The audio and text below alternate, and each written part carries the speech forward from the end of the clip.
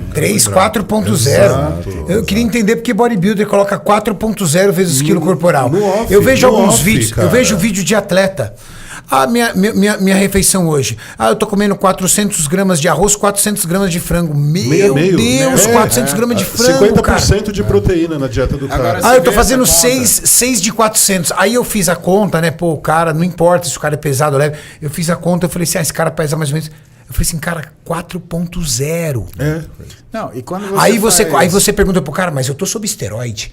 2.0 é para um indivíduo natural. Eu não preciso disso. Eu tô com esteroide, eu tô com 1 grama de hormônio por semana.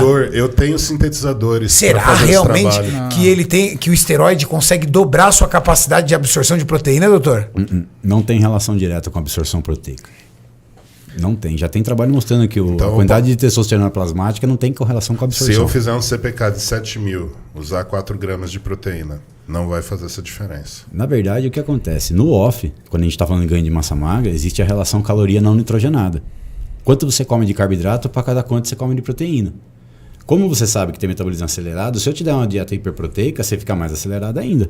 E não sobe de peso. E tenho muito mais saciedade. Exatamente. E a regra 4:1 é sempre bem-vinda, né? 400 gramas de carbo para 100 gramas de proteína. Esse é o off do cara. O que é importante também? Quando a gente fala proteína por quilo de peso, o pessoal fala assim, tá, e se eu tenho um obeso de 120 quilos e eu tenho um bodybuilder de 120 quilos? Pode ser por quilo de peso? E aí entra uma fórmula que normalmente o nutricionista esportivo usa, que é a fórmula de Cunningham, que faz a correção por quilograma de massa muscular. Aí sim. Então pensa um cara que tem 100 quilos, 120 quilos e é obeso, e que tenha, sei lá, seus 50 quilos de massa muscular comparado para um cara que tem 90 quilos de massa muscular. Imagina o cara que tem 120 comendo 4 gramas de proteína por quilo de peso, por 120, 480. Quanto que ele está comendo em relação ao que ele realmente tem de massa muscular? Ele está fazendo a urina mais cara do mundo. Tá? Agora, o que eu vou te mostrar? Você vai gostar disso. Põe na página 50 aí, Maurício. 50 não, 40, por favor. No slide 40. Vai descendo aí. Exatamente. Tá aqui o seu trabalho, do Lancha Júnior e do Gualano. Moleque, parece que a gente combinou. Sim, mas não combinou. Não combina, mas é porque quando a informação é verídica, de qualidade, feito por pessoas competentes, acaba conflitando mesmo em zero. É sempre... concordante, nunca conflitante. Esse é o trabalho que o Felipe falou sobre a lesão renal, suposta lesão renal em paciente que tem um rim só e que consumiu proteína. Agora, volta para mim, por favor, Maurício, no slide 33, por gentileza. Olha como a questão da alimentação é delicada. A gente está falando aqui até a ordem dos alimentos, ele faz diferente. Então, esse é um trabalho de um cara chamado Alpana Shukla, tá? Que ele faz a ordem dos alimentos. E esse trabalho é muito legal. Por quê? Porque ele fala assim, tá, e se eu comer o carboidrato antes e a proteína depois? É diferente de comer a proteína antes e o carboidrato depois? É diferente de comer os dois juntos? Boa pergunta. Tá aí, eu tenho que fazer uma refeição carboidrato-proteína? Exatamente. Isso independente de... Não vamos pensar na questão da digestão do carboidrato. Demora mais para digerir, demora menos para digerir se eu misturar com a proteína. Vamos falar em absorção de macronutriente. Mais do que a absorção de macronutrientes, você tem que ver qual que é o efeito metabólico daquilo. Por quê? Porque quando você tem um carboidrato que tem uma alta velocidade de absorção, você tem uma deturpação da glicemia. Exemplo, arroz branco. Arroz branco não é um carboidrato simples, é um carboidrato complexo. Estou mentindo, só que ele tem uma absorção rápida. Glicemia alta. Exatamente. Então, algumas pessoas elas têm uma forma diferente de reagir. Você tem gente que tem uma resistência periférica tranquila, para ele normal. É a mesma coisa que comer, sei lá, batata doce, mas tem gente que não. Para mim, é o carboidrato mais utilizado pelo bodybuilder é o arroz. Posso levantar? Branco. Eu preciso do banheiro. Vai lá. Você vai me deixar sozinho, né, viado? Não, eu já volto rapidão. Doutor Donato é juvenil ainda nessas coisas. Aí o que acontece? O que o Alpana mostrou aqui? Ele fez uma experiência sensacional. Ele falou assim, então vamos fazer o seguinte, vamos comer carboidrato primeiro, ver como é que fica insulina, glicose e GLP-1, né, que faz a adequação desse funcionamento, que desse equilíbrio. Que é o chip que você já usou. Sim, exatamente. Para ver aquele chip era para ver a glicemia só, né? Mas aqui ele estava estudando glicemia, insulina e a liberação de GLP-1. E aí, ele fez o contrário. Vamos comer a proteína primeiro, vamos ver o que acontece e vamos comer os dois juntos para ver o que acontece. O que é genial do trabalho do Alpana Shukla? É genial, porque como que ele vai comer os dois juntos? Se você faz um prato de arroz e feijão, você pode pegar às vezes mais arroz, mais feijão, o cara dá um sanduíche para a pessoa. Ou seja, se ela morde o pão, que é o carboidrato, e a carne, que é a proteína, ela come os dois juntos exatamente no mesmo momento. Então, realmente não tem como fugir. E o que é o resultado desse estudo? Qual que foi a evidência que ele trouxe? Ele trouxe que se você come a proteína antes e o carboidrato depois, você tem você tem valores menores de glicemia pós-prandial, mostrando o quê? Que você tem um aproveitamento melhor daquela refeição. E se você tem uma oscilação glicêmica menor, você também tem mais saciedade e maior aproveitamento daquela refeição. Então a nutrição ela é delicada ao ponto de até a ordem do que você está comendo ela interferir. O trabalho então com a carne é diferente. Não dá pra gente sentar que nem tem uma galera que fala não, é a mesma coisa comer isso daquilo. Não é. Não é porque não são as mesmas pessoas e nem a mesma pessoa em condições diferentes tem a mesma reação. Não, a microbiota, ela faz isso que o Muzi está falando em relação à absorção de glicose. Então, tem um trabalho do Kevin Hall, ele deu 50 gramas de carboidrato de biscoito e banana. O paciente 1, a banana subiu a glicemia. O paciente 2, a banana não subiu a glicemia e o biscoito subiu. Então, cada um aqui da mesa vai responder de uma forma. De uma forma. O princípio da individualidade. E lembra da avó quando falava para você comer a salada antes? Exatamente. Pra mim, até hoje.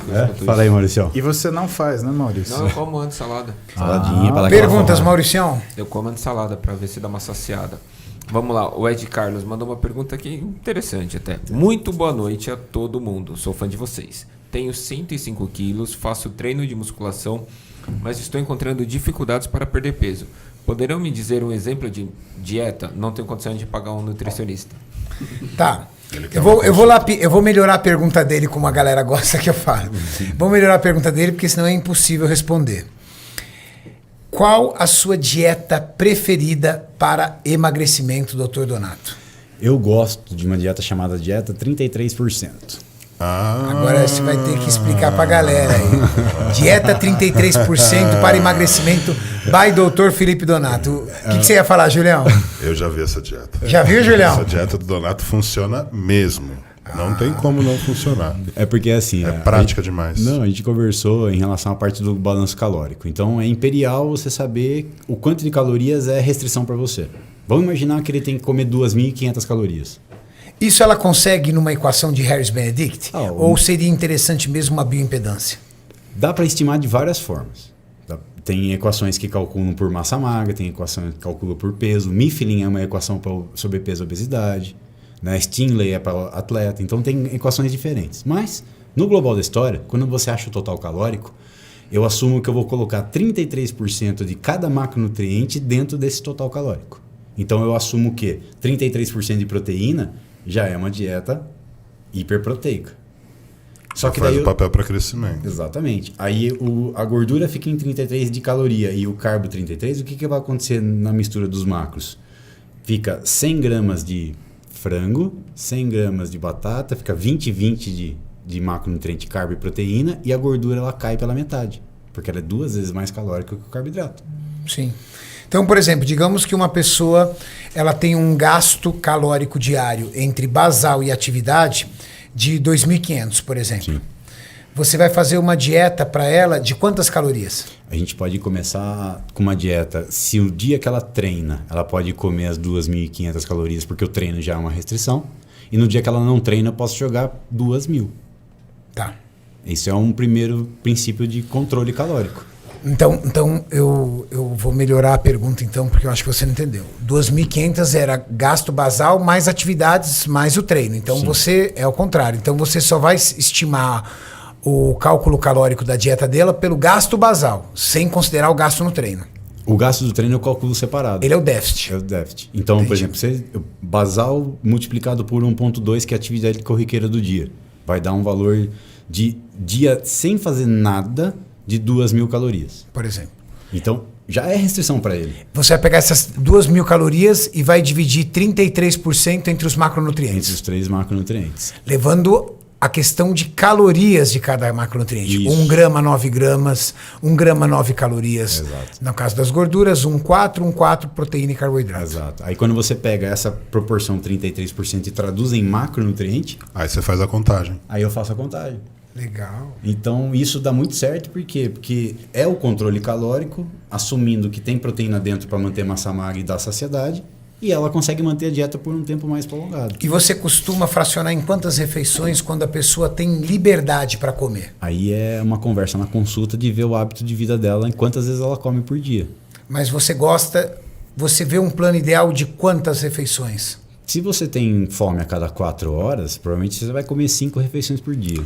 Pessoas que têm um apetite mais noturno podem adequar essa dieta para um horário para mais à noite? A gente pode fazer a dieta, em vez de 5 refeições, a gente pode optar por uma dieta de 3 refeições. Só que as 3 refeições ele começa do almoço e termina à noite, então é quase um jejum intermitente.